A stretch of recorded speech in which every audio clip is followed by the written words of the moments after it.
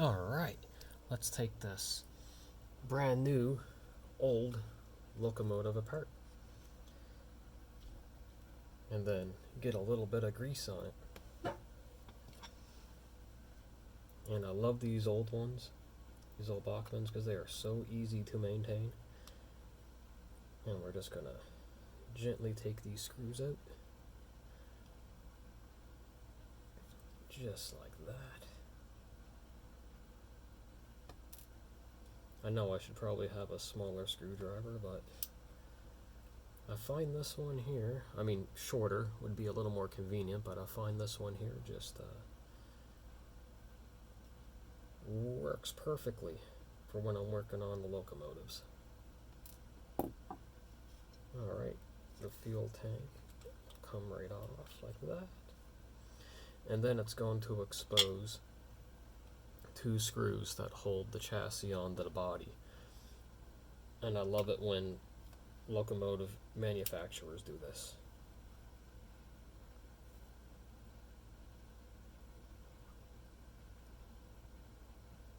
Alright, we got one screw out, and I'll get the other one going.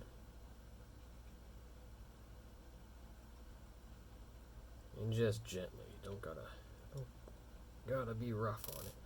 And sometimes there is a little plastic part there that you don't want to lose, but it looks like we are good. So, and this should just pull right out very easily, just like that. Perfect. And I'll just move the shell here. I'll just move that out of the way. I'm just going to put it over here, right next to the tripod. And there's the double frame chassis. And as you can see, it's very easy to get at. Look, we even got some, that's kind of funny, some tape covering the nose of it. I wonder why they did that. Not too sure. But a Bachmann is usually pretty good at the grease, so the grease will stay really good, even though it's like this thing's pretty old. So a lot of these old Bachmanns, to each their own. I'm probably not gonna put new grease on this because for me personally, it doesn't need it. The grease is in really good shape. It's not gunked up or glued up. Everything's moving freely. So what I'll likely do is I'll just put it through its break-in period and see how everything runs. But the axle gears 100% will need a little bit of oil. And these are very easy to undo on these old locomotives. I love the ease of maintenance. I just want to be careful that I don't break a tab, because you got two small tabs on each side of the trucks to gain access to the axle gears and everything else in that truck too. Yeah, but I just want to be careful that I don't break it, because then I will cry a little. These are pretty, the grease is really good on this too. They used good grease. Unlike I mean, I don't want to knock on Proto 2000 because I really like them. I like to collect those too. But Proto 2000, something went wrong with their grease at the factory. It's really bad. And every time I bought a Proto 2000, brand new in its box still, the grease always turns to a glue-like substance, and it's not good. No good at all. But this is in great shape. There's nothing wrong with the grease on this locomotive at all. So what I'll do, I'll just there's no need to re-grease this at all. I can just literally move some of the grease around back on the axle gears, and there's actually plenty enough. I think there's plenty enough on them as it is. It just needs to be broken in, and that's pretty much it. And then it's all good to go. But I just don't know where I put my little screwdriver at. Oh, I remember now. I left it on the over by my track.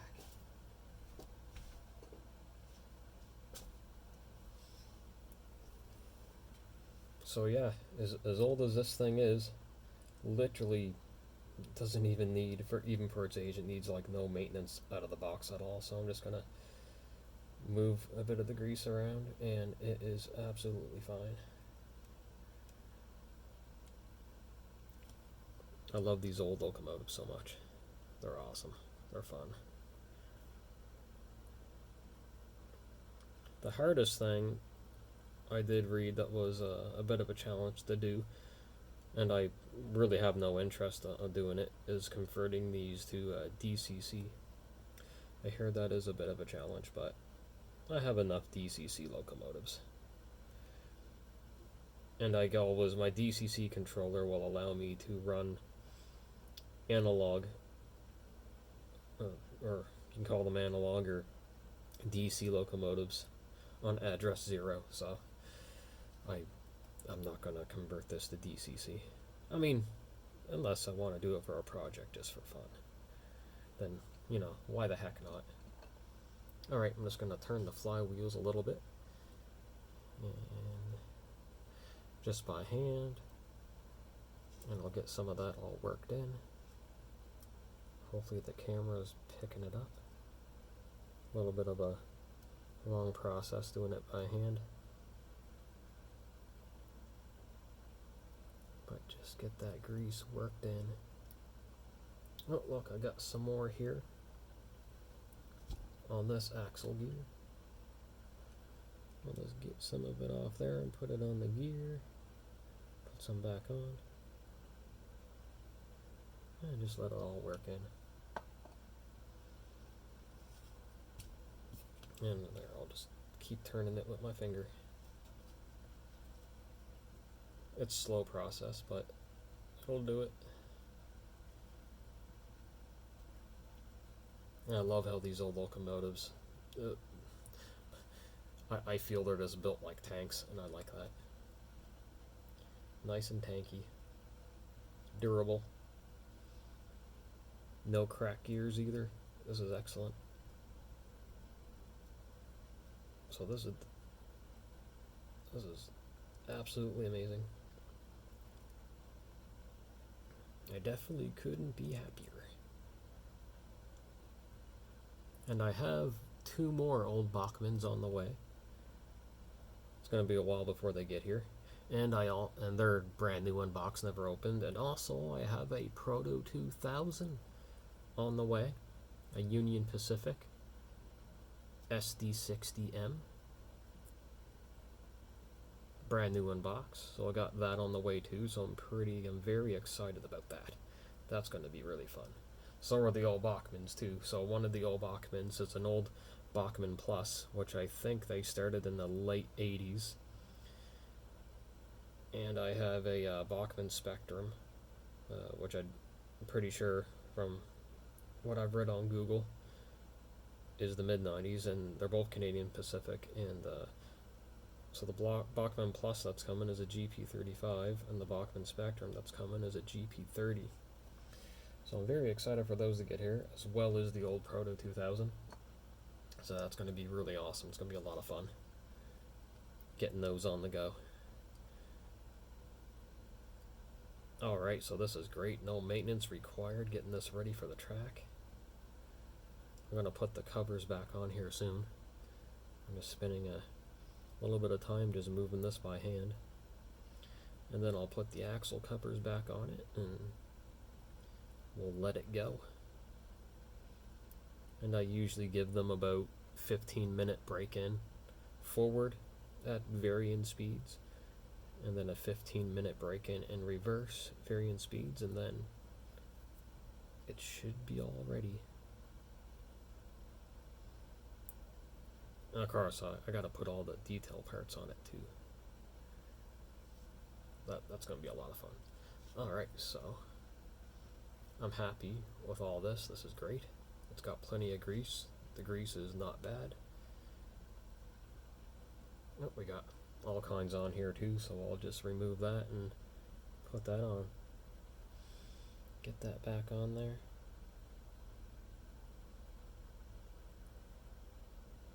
There's gonna be, that'll work perfectly. I forgot about all the grease that gets stuck up in the trucks.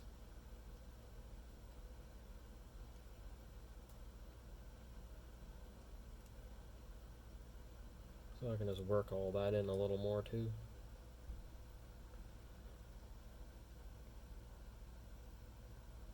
Whatever they used, it looks like it just might be, I don't want to say white lithium because I don't think white lithium is plastic friendly, although that's what it kind of looks like, but I don't think that's what this is. Although it is white, I don't think it's white lithium. I did read that maybe it depends on the white lithium itself, the manufacturer and everything. I suppose there's some for different purposes, but I did read not to use white lithium on locomotives. Read that a while ago, actually. Not to use it. So I won't use the stuff. But I got lots of plastic-friendly grease and other kinds of lubricants that is perfectly safe to use on these. Alright, so I know we're all probably getting bored of me spinning these, so I'm just going to pause the video for a moment. I'm going to spin these in a bit, and then I'll be right back. Alright, I am back. So I am going to get a little bit of oil, as best I can, on the inner flywheel shafts there. So there and there. That is recommended for locomotives. Oops, I might want to take the cap off, that might help. I gotta get myself that little needle piece that makes using oil a lot better, because sometimes I accidentally use a little too much, but I think that worked out great this time. Yep, perfect. Okay, awesome, that worked. And I'm just gonna give it a little spin. I'll also make sure my hands are dry. Don't want to get oil everywhere. I've done that a few times. It's a pain in the butt trying to clean it all off. Nope, I still got some. I'll just use my hands. It's all good. Alright. Cool. Got that all done. I think I got a little bit of oil on the flywheel, but I think I'll survive. Alright. So we might as well just put the body back on the chassis and put it back together. Oh yeah, I did get some oil spillage, so I'll just use this wipe here and get it dried up so I don't have any overspill. But I got that all cleaned up, so it is good. And if you're wondering, if you're not used to these older locomotives, the split chassis design, so one side of the chassis is positive and one is negative, so that's why you don't see any wires. I thought it was very unique. Bachmann does it on their N scale too, so there's a little chip on the inside of the body of the locomotive. So that's how the lights work. But from what I did read, that they are tricky to DCC them. Oh yeah, another thing I don't like either. I don't like it when my trucks have like a lot of slop. So the front one is fine. I'm happy with that, but the back one has too much slop. But they do have two little screws at the top that you can use to disconnect the trucks, take them apart, but you can also adjust how tight they are too. So I don't like that much slop. So we're gonna adjust that one up a little bit.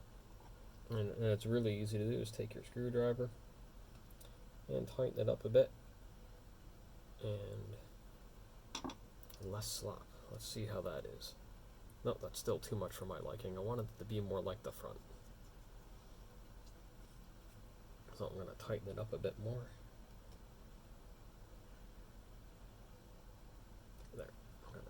see what that's like. Alright. Yeah, that's a lot better, so that's good enough.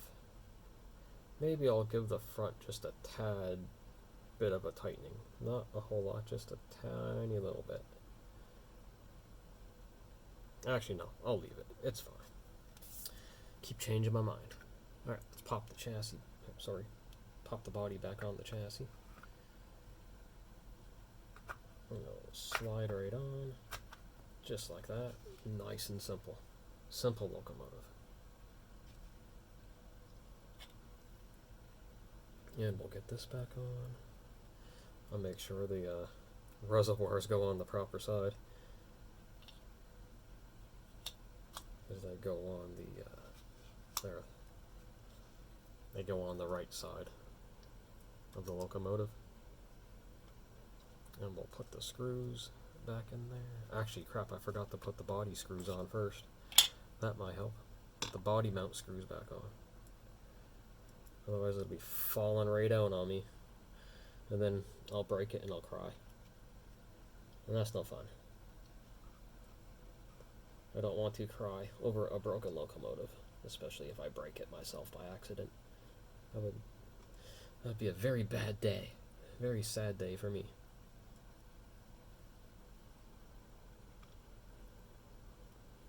Alright, and these don't have to go in super tight either, because you don't want to end up stripping it or break the plastic that holds it together. So just until it's snug, which it is.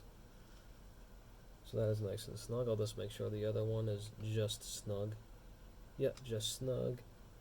Double check, just snug. Okay, perfect. So as you can see, you know, the body is not going to separate from the chassis. And that's part of the reasons why I like the build of these things so much. Alright, let's get the little fuel tank screws in there. Get one in there, nice and gentle. Actually, usually I like to put the screws on the screwdriver first. That's usually what I do. And just gently get it in there.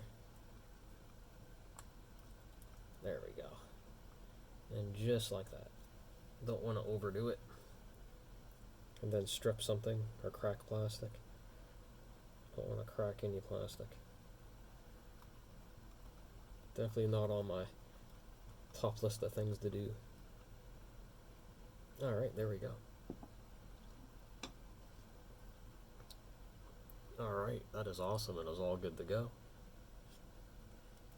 And I'm going to pause the video for a minute. We'll go put it on my track for a quick forward and reverse. Alright, I am back. It's on the track. Power up the old Tech 2 and get it going forward and backwards a few times.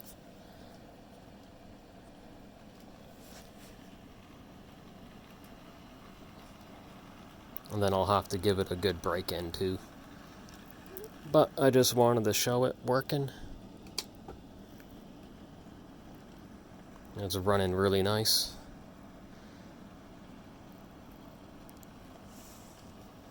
That is excellent. Alright, let's get it going around. I'm going to give it about a little bit of speed, not too much though.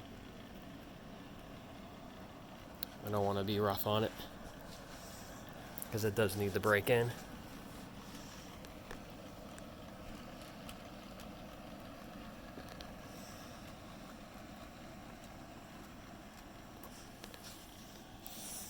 So far, so good.